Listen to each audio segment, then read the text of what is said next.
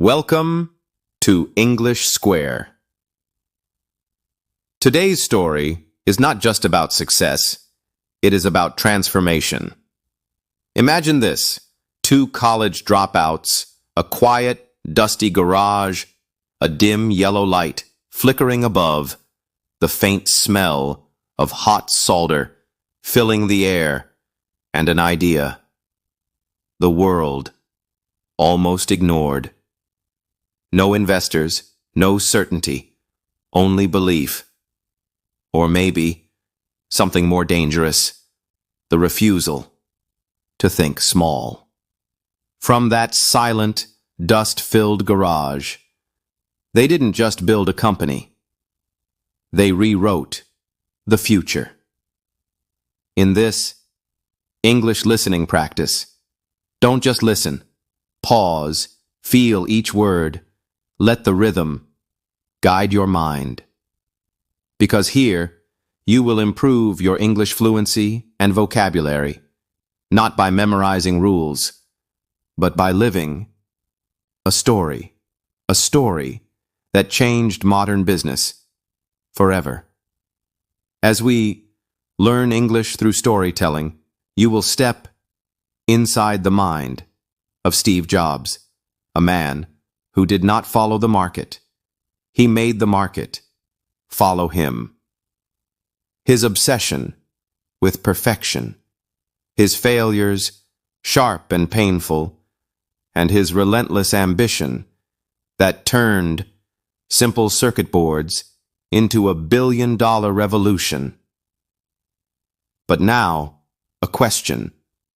For you, what does it take to change the world when no one believes you can? This is not just Apple's story. This is the story of vision, of risk, and the language of innovation. Now, take a breath and let the journey begin. Chapter 1. The Blueprint in the Garage. In the mid-1970s, in a quiet suburb of California, something small and uncertain was beginning. Not a company, not yet. Just an idea, waiting for the right people to find it. The first was Steve Jobs. Restless, intense, never satisfied with the ordinary. He was not searching for a job. He was searching for meaning. Something bigger than money. Something that could leave a mark on the world. But vision alone is never enough. Then came the second, Steve Wozniak. Quiet, precise, a mind built for logic. Where Jobs imagined the future, Wozniak understood how to build it. He could take complexity and turn it into something simple, something real. Two very different minds. One saw what could be. The other knew how to make it exist. And somewhere between them, an idea began to take shape. Not in a lab, not in a corporate office, but in a garage. A small, cluttered garage, filled with loose wires, scattered tools, and the faint smell of heated metal. There, the apple I was born. Not manufactured, not refined, assembled by hand. Night after night, inside that garage. They worked in silence, interrupted only by the crackle of solder and the hum of fragile circuits coming alive. Their fingers burned, their eyes strained under dim light, their bodies exhausted, but they kept going. Because there was no safety net, no funding, no guarantee, no second chance waiting, only risk. They sold what they owned, pushed everything they had into an idea that no one else believed in. And then came the test. A local retailer, not a partner, not an investor, just a chance. They didn't offer certainty. They couldn't.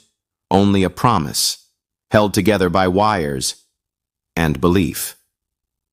And somehow, that was enough. An order was placed. Small, fragile, but real. In that moment, the invisible became visible. But it was not confidence that brought them this far. It was hunger, a quiet, relentless force that refused to accept limits, that refused to stay small. The kind of hunger that whispers, "Stay foolish," or "Stay forgotten." And in that garage, before the world saw Apple Inc., Apple was just two men, in a garage, refusing to quit. Chapter 2. The Macintosh Gamble. Success did not bring comfort. It brought pressure. By the early 1980s, Apple Inc. was growing, but something was slipping. Direction. The market was shifting, quietly, decisively. Computers were becoming more powerful, faster, more capable, but they were still cold, complex, unforgiving, built for machines, not for people. And then came the idea, the one that would change everything. It came from Steve Jobs. He didn't want a better computer. He wanted a different kind of relationship between human and machine. Something intuitive, something elegant, something human. The Macintosh. Not just a product, a rebellion against complexity, against confusion, against the belief that technology had to be difficult. A graphical interface, icons instead of commands, a mouse that let you point instead of memorize. Typography that didn't just display words, but gave them personality. It was bold, unproven, dangerously ambitious. And inside Apple, pressure began to build. Deadlines slipped, budgets expanded, meetings turned into confrontations, because vision demands execution. And execution demands sacrifice. Jobs demanded perfection. Not later, not eventually, now.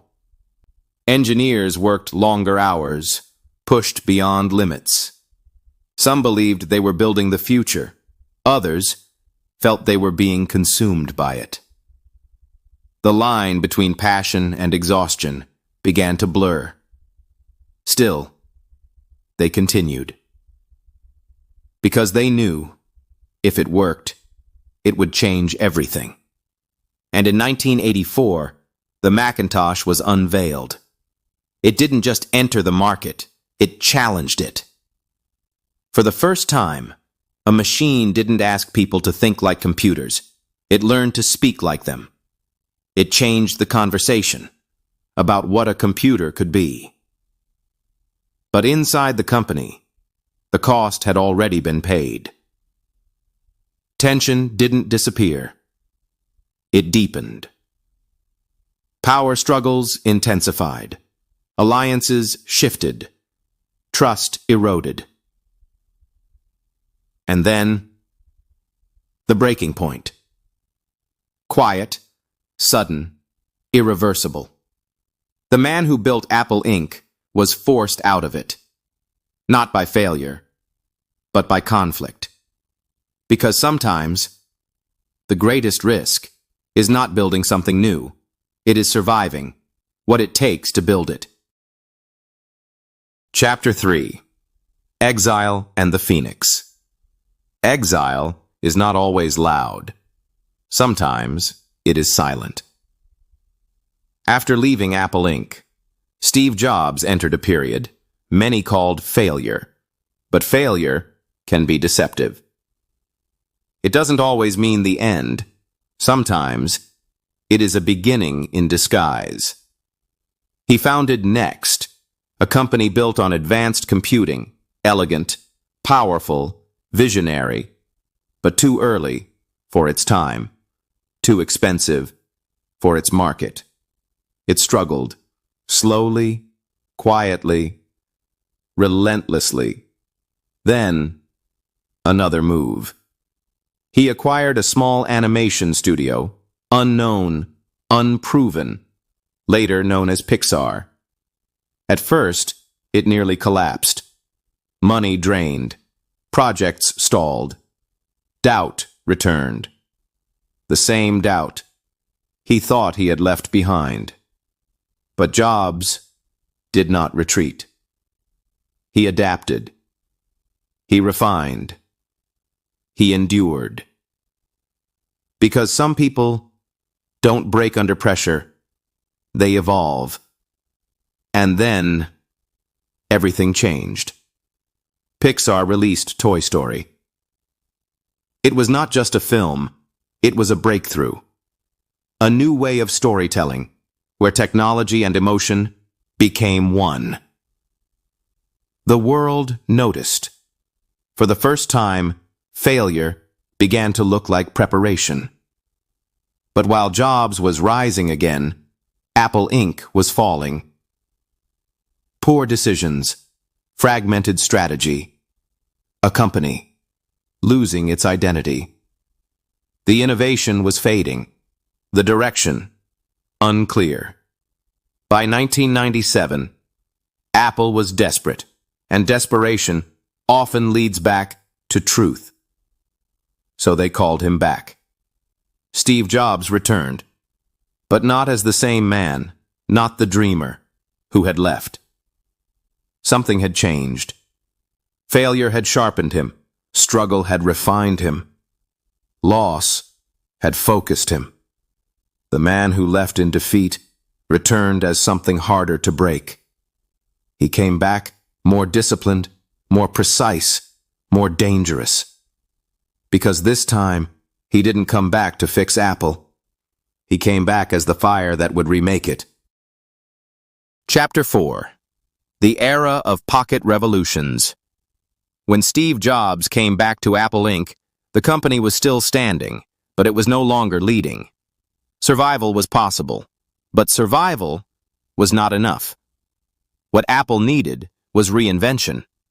Not a small adjustment, not a cautious improvement, a complete transformation in how people experienced technology.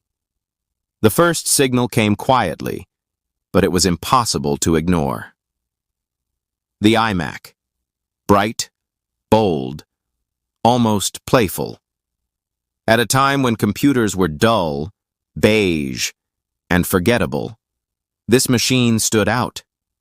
Transparent curves, colorful shells, a design that refused to blend in. But this was not just about appearance.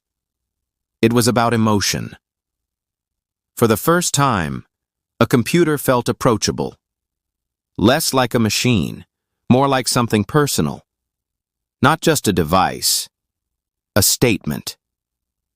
That technology could be simple, could be beautiful, could be human. But Apple was not finished. Because design was only the beginning.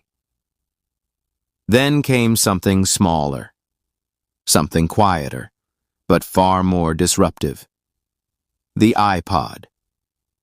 A small device with a simple promise, 1,000 songs in your pocket. It sounded almost too simple, but simplicity was the strategy. Music changed overnight.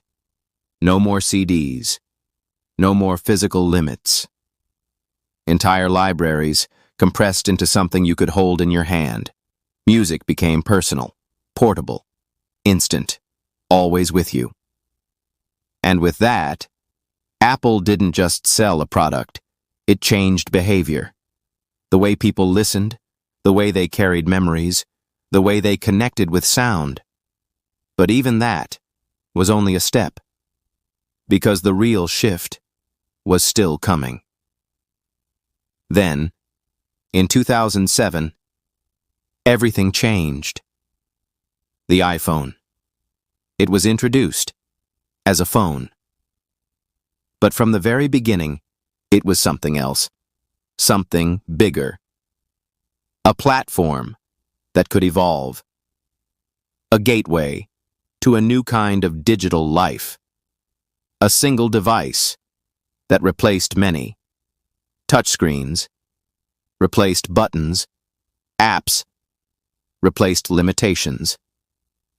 Design replaced compromise. For the first time, technology didn't feel like a tool. It felt like an extension of the human hand. For the first time, the most powerful technology in the world fit into a single human hand. The revolution was no longer on desks. It was in your pocket.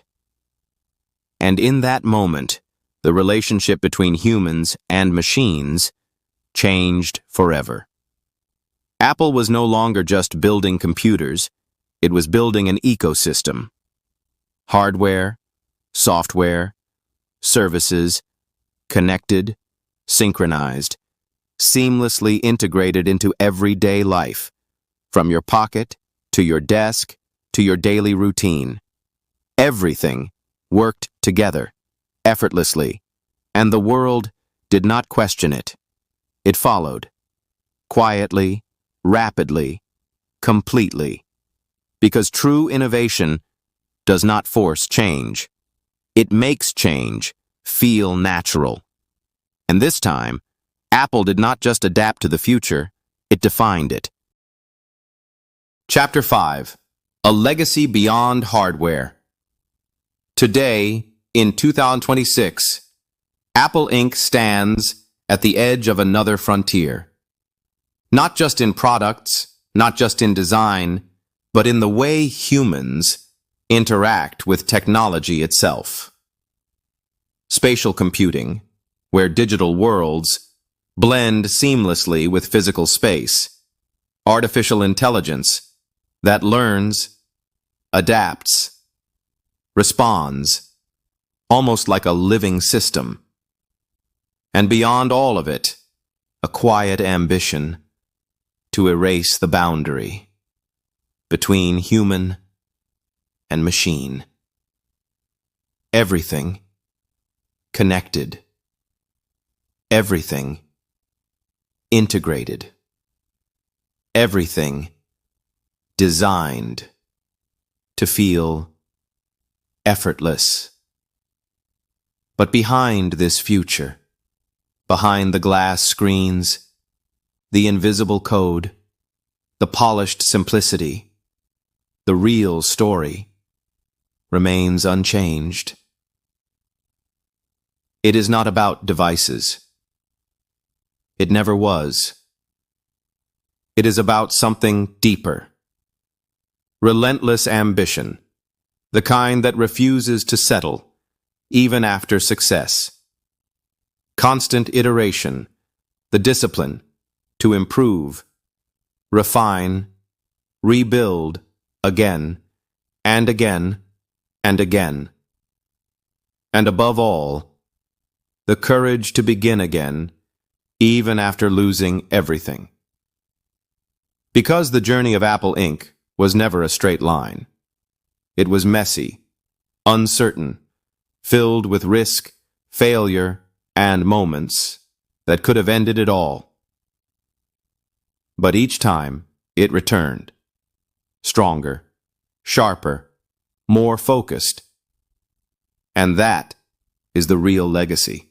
Not hardware, not software, but mindset. Because this story teaches more than business. It teaches language.